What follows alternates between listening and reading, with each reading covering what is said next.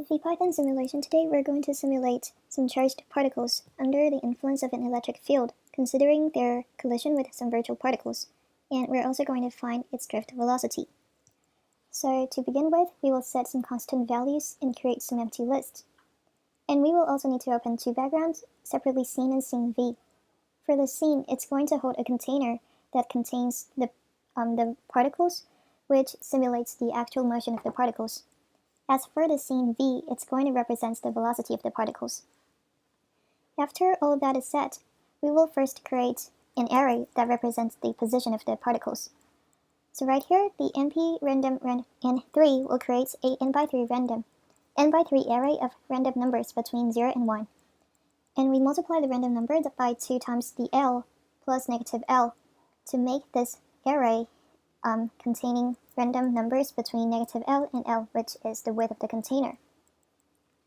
And for the velocity of the particles, we're going to represent its velocity in spherical coordinates. So we need to generate two lists of random numbers representing theta and phi.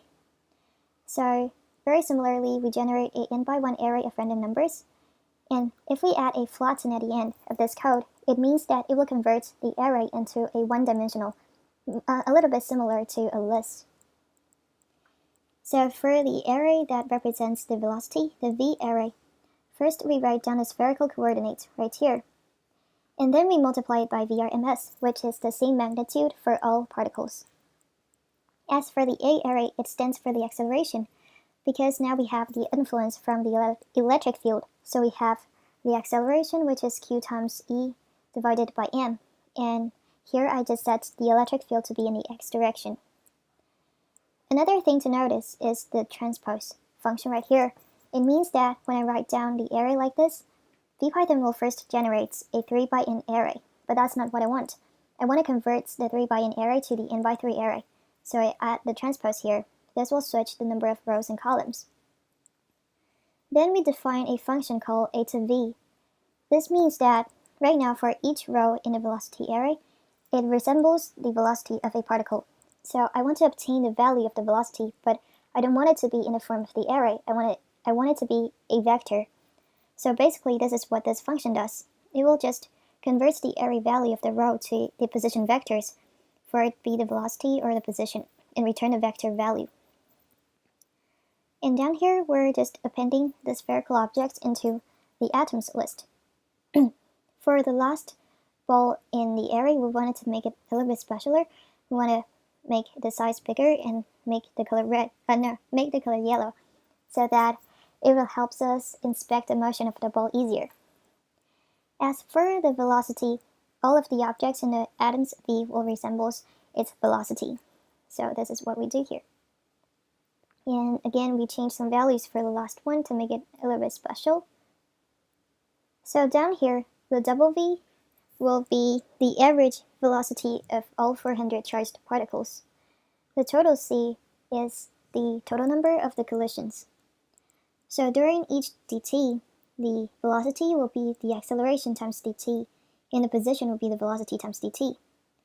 These two lines here is a condition. It means if the absolute value of the position is greater than L, which means the ball has already touched the wall of the container, then I will change its position value to be the negative of its original value. So for example, if it was L, then it will become negative L. And I only change this without changing its velocity. So this way, the ball will reappear on the other side of the container and proceed its original motion. And for the average velocity, I will just add up all the velocity of all charged particles and divide it by the number of particles. In this part of the code, we're going to handle collision. So whether or not a collision takes place depends on its probability. For this simulation, the probability of collision is 0.008, which means that if my possibility is lower than 0.008, the collision will happen. For this purpose, I will generate a random number between 0 and 1 for each particle, and if that random number falls under the probability, it means the collision will take place. And after each collision, the magnitude of the velocity will not change, but its direction will change. So because I'm representing the velocity in a spherical coordinate, so I need to generate a new theta and new phi for the ball's new direction. So the ball's new velocity will be the same magnitude, which is the RMS, times its new direction, right here, depending on the new theta and phi value. And then I will increase the total number of collisions by 1. So now the collision is done, and right here, after each time period, we want to know its collision time, tau, which is the total time multiplied by the total number of particles divided by the total number of collision. And we want to print these values out.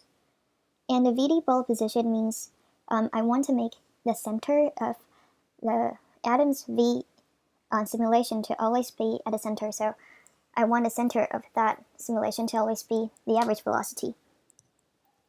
And then we will just assign the new velocity value to the atom's V array as well as the new position array. And that's basically the code for today. So the simulation will look like this. This part is the container with all the charged particles inside. So if we look at this big yellow one, we will see that it has encountered some virtual collision inside. And if we look a little bit longer, we will notice that if it touches the wall of the container, it will just reappear on the other side.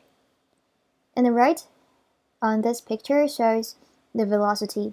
So because they're under the influence of the electric field in the x direction, so you'll look like the velocity is somewhat moving towards the right side, which is the x direction.